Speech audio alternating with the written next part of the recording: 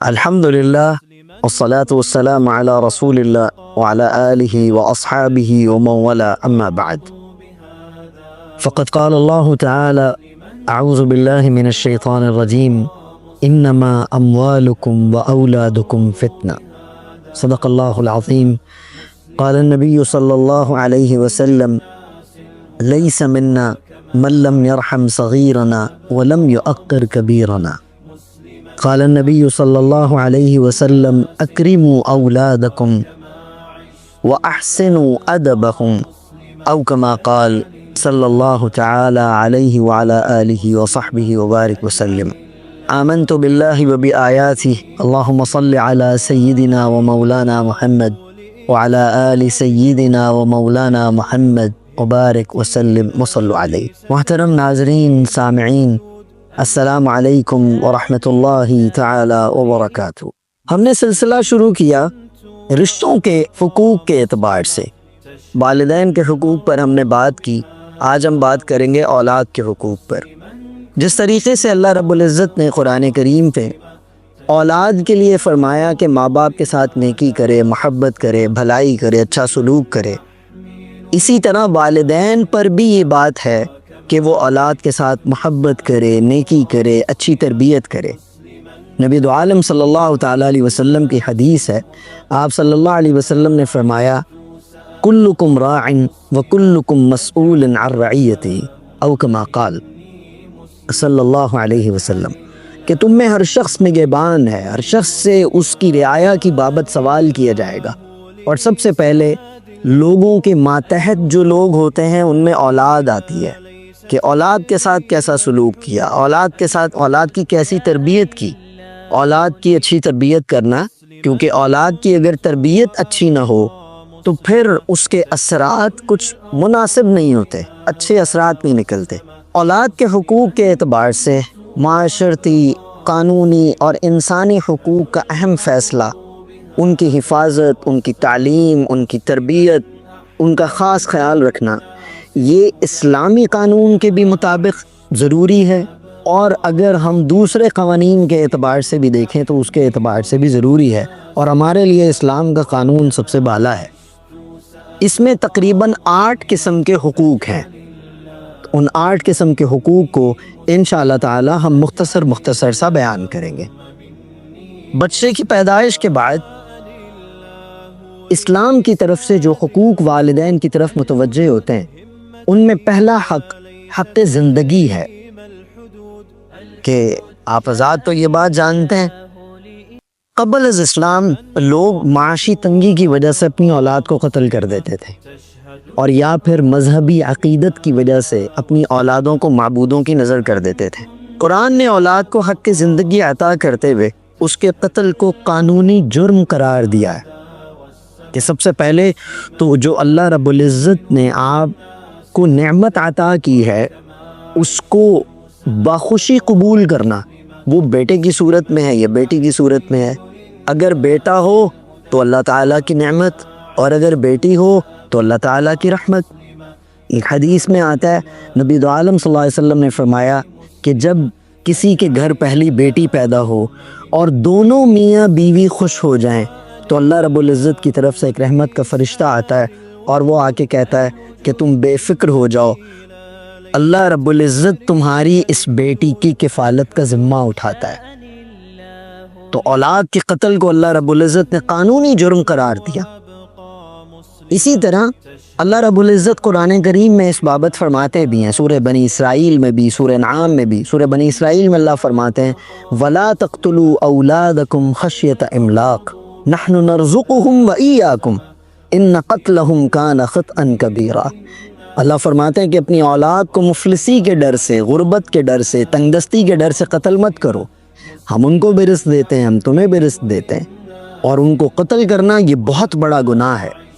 تو سب سے پہلے تو انسان کو اللہ رب العزت نے، مسلمان کو اللہ رب العزت نے اولاد کے قتل سے منع فرمایا. اب یہ جو اولاد کا قتل ہے یہ کافی ساری طریقے سے ہوتا ہے. ایک تو قتل یہ ہے کہ جیسے جہالت کے دور میں لوگ اپنے بچوں کو زندہ زمین میں درگور کر دیتے تھے، یا معاشی تنگی کی وجہ سے قتل کر دیتے کہ اس کو کون کھلائے گا، اس کی پرورش کون کرے گا، یہ کہاں سے کمائے گا، کیا کرے گا۔ اور یا پھر ان کا قتل کیسے کیا جاتا تھا؟ ان کا قتل ذہنی طور پر کہ وہ احساس کمتری کے شکار ہو جاتے تھے، اس طرح ان کا قتل ہو جاتا ہے۔ تو اللہ رب العزت نے ان دونوں اعتبار سے اس کو جرم قرار دیا کہ ہم کسی اعتبار سے بھی اپنے بچوں کے ساتھ اس طرح کی کوئی چیز، کوئی عمل نہیں کر سکتے۔ اور آپ حضرات تو یہ بات بھی جانتے ہوں گے کہ مشرکانہ ماحول میں مذہبی بنیادوں پر اولاد قربان کی جاتی تھی، مذہبی بنیاد پر اولاد قربان کر دی جاتی تھی، مطلب ان کی غلط رسومات اور ان کے بڑے ہی دوسرے قسم کی جو چیزیں تھیں اس کو کیا جاتا تھا۔ اللہ رب العزت نے بڑے احسن انداز سے قرآن کریم کی سورہ انعام میں اس بات کو بھی اللہ رب العزت نے بیان فرمایا۔ اللہ فرماتے ہیں قد خسر الذین قتلوا اولادہم سفہا بغیر علم وحرموا ما رزقہم اللہ افتراء علی اللہ قد ضلوا وما کانوا مہتدین۔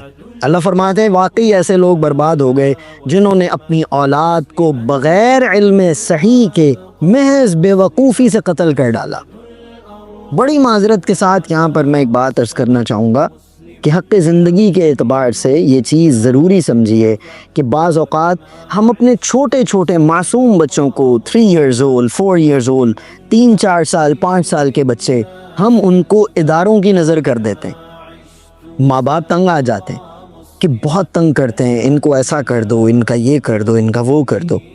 میں حیران ہوتا ہوں کہ نبی دو عالم صلی اللہ تعالیٰ علیہ وسلم نے کلمہ پڑھنے کے بعد جو سب سے پہلے حکم ہماری طرف متوجہ ہوتا ہے اللہ رب العزت کی طرف سے، وہ ہوتا ہے نماز کا پڑھنا، جس کو اسلام کے 5 بنیادی جو ارکان والی حدیث، اس میں بھی شہادت اللہ الہ الا اللہ ان رسول اللہ، اقام الصلاۃ، اقامت صلاۃ کے لیے بھی نبی دو عالم صلی اللہ علیہ وسلم کا فرمان کیا ہے کہ 7 برس کا بچہ ہو تب اس کو نماز کی عادت ڈالنا شروع کرو۔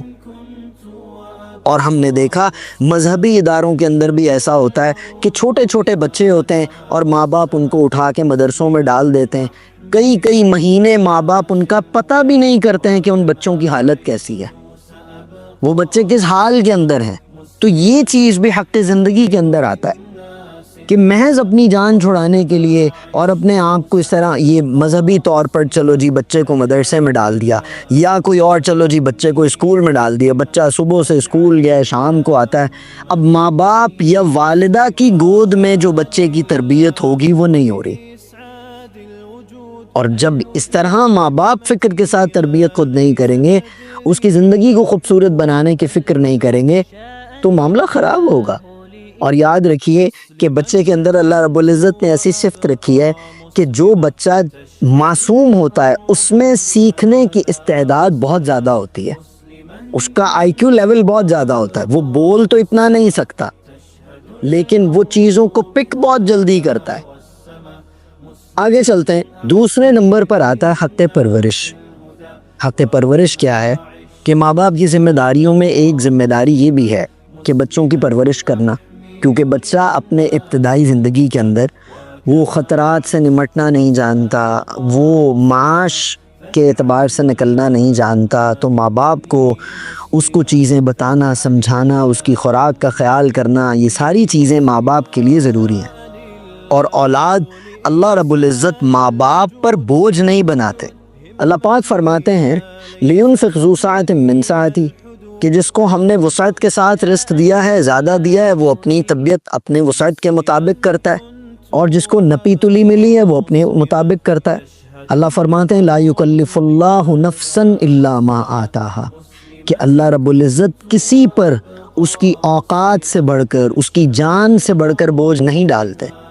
اور جو بندہ اس اعتبار سے اپنے رب کی رضا میں راضی ہو جائے، اس رب کی رضا میں راضی ہونا کیسا ہے کہ پہلے تو شکر کی عادت بنا لے۔ ماں باپ کو چاہیے کہ وہ بہت زیادہ شکر کریں، اور خاص طور پر جو گھر کی خواتین ہیں ان کا شکر پورے خاندان سے بڑھ کر ہوتا ہے۔ اگر گھر میں ماں شکر کرنے والی ہو تو ماں کے شکر سے اللہ رب العزت رزق کو بڑی وسعت دیتے ہیں۔ تو اگر وہ شکر کرے گا تو اللہ کیا فرماتے ہیں سَيَجْعَلُ اللَّهُ بَعْدَ عُسْرٍ يُسْرًا، اللہ رب العزت فرماتے ہیں کہ عن قریب تنگی کے بعد ان کے لیے آسانی کے دروازے کھل جائیں گے۔ اس آیت میں اللہ رب العزت کی بات بیان فرماتے ہیں کہ ہم نے جس کو وسعت دی ہے، جس کو جتنا ہم نے مال عطا کیا ہے، وہ اپنے مال میں سے خوشی سے خرچ کرے، اور اللہ رب العزت تنگی کے بعد آسانی فرما دیتے ہیں۔ اور اولاد پر خرچ کرنا بہترین صدقہ ہے، بہترین صدقہ۔ مال میں وسعت کا ذریعہ ہے اولاد پر خرچ کرنا، خوشی کے ساتھ، اکرام کے ساتھ، محبت کے ساتھ۔ یہ اللہ پاک مال بھی آپ کا عطا کردہ ہے، اولاد بھی آپ کی عطا کردہ ہے، تو مال کو اولاد پر خوشی سے خرچ کرنا، اور پھر ان کی تربیت کے بارے میں فکر مند رہنا، ان کی پرورش کے بارے میں فکر مند رہنا، کیونکہ ہر بڑے سے چھوٹے کے بارے میں سوال ہوگا، جیسا حدیث پاک میں ہے کہ کلکم راع و کلکم مسئول عن رعیتہ۔ اور جو گھر کا مرد ہوتا ہے، جو گھر میں باپ ہوتا ہے، وہ گھر کا سربراہ ہوتا ہے، اس سربراہ سے اپنے گھر والوں کے بارے میں سوال کیا جائے گا۔ اور پھر اولاد کو کھلانے پلانے، ان کا اکرام کرنے کے اعتبار سے یہ حدیث بڑی تقویت دیتی ہے۔ حضرت عبداللہ بن عباس رضی اللہ تعالیٰ عنہ بیان فرماتے ہیں کہ رسول اللہ صلی اللہ علیہ وسلم نے فرمایا کہ جس شخص نے کی 2 بیٹیاں ہوئیں اور اس نے اپنی 2 بیٹیوں کی اچھی پرورش کی، ان کو اچھا کھلایا، اچھا پلایا، اچھا پہنایا، میں مفہومی انداز میں اس حدیث کو کھول کر بیان کر رہا ہوں کہ ان کی ہر اعتبار سے ان کا خیال کیا، فرمایا کہ یہ دونوں بیٹیاں اس کو جنت میں لے جائیں گی۔ سبحان اللہ تعالی۔ تو اپنے بچوں کے ساتھ ان کی پرورش میں کوئی کوتاہی نہ کرنا، یہ بہت ضروری ہے۔ نمبر 3 آتا ہے حق رضاعت، کہ بچہ جب پیدا ہوتا ہے تو پیدائش کے وقت جو اس کے لیے خوراک کا انتظام ہے وہ اللہ رب العزت والدہ کی صورت میں فرماتے ہیں، جس کو اللہ رب العزت قرآن کریم میں سورہ بقرہ میں بیان فرماتے ہیں۔ اللہ فرماتے ہیں والوالدات یرضعن اولادہن حولین کاملین لمن اراد ان یتم الرضاعہ، کہ ماں کو چاہیے کہ وہ اپنے بچے کو 2 سال تک مکمل دودھ پلائے۔ اللہ رب العزت نے اس کے لیے انتظام کیا ہے، اور والد کے لیے اس وقت کیا حکم ہے کہ وہ اپنی اولاد جو اس کی اولاد کے رضاعت کے پیریڈ کو پورا کر رہی ہے، دودھ پلانے کے پیریڈ کو پورا کر رہی ہے، وہ چاہے ماں ہے یا دایا ہے، اس کے تمام تر چیزوں کا خیال کرے، یعنی اس کی خوراک، اس کا کپڑا، اس کا ایچ اینڈ ایوری تھنگ، اس کے نان و نفقہ کا خیال کرے۔ یہ خاوند کے ذمے ہے، باپ کے ذمے، کہ جو عورت اس کے بچے کی رضاعت کے پیریڈ کو پورا کر رہی وہ اس کو اچھی خوراک مہیا کرے، اچھی خوراک مہیا کرے، اس کا اچھا خیال کرے، یہ والد کے ذمے۔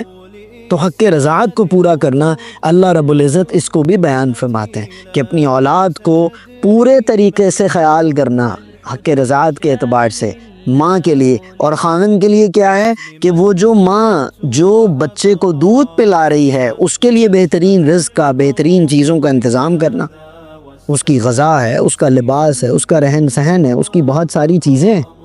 یہ بھی اولاد کے حقوق میں ایک حق ہے کہ ماں باپ کے اوپر یہ چیز ہے کہ وہ رضاعت کے عرصے میں بھی اس کا بہترین خیال کرے۔